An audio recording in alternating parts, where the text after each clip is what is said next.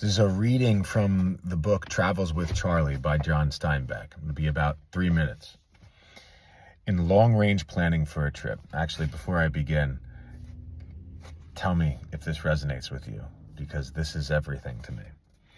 In long-range planning for a trip, I think there is a private conviction that it won't happen.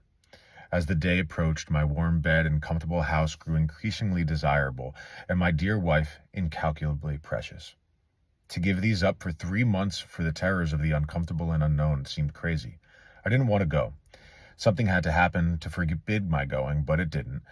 I could get sick, of course, but that was one of the main but secret reasons for going at all. During the previous winter, I had become rather seriously ill with one of those carefully named difficulties, which are the whispers of approaching age. When I came out of it, I received the usual lecture about slowing up, losing weight, limiting the cholesterol intake. It happens to many men, and I think doctors have memorized the litany. It happened to so many of my friends. The lecture ends, "Slow down. You're not as young as you once were." And I had seen so many begin to pack their lives in cotton wool, smother their impulses, hood their passions, and gradually retire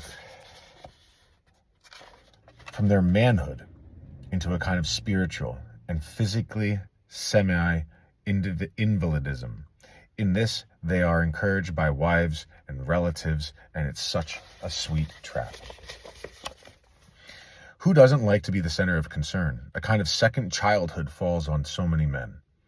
They trade their violence for the promise of small increase of lifespan. In effect, the head of the house becomes the youngest child. And I have searched myself for this possibility with a kind of horror, for I have always lived violently, drunk hugely, eaten too much or not at all, slept around the clock or missed 2 nights of sleeping, worked too hard or too long in glory, or slobbed for a time in utter laziness. I've lifted, pulled, chopped, climbed, and made love with joy and taken my hangovers as a consequence, not a punishment.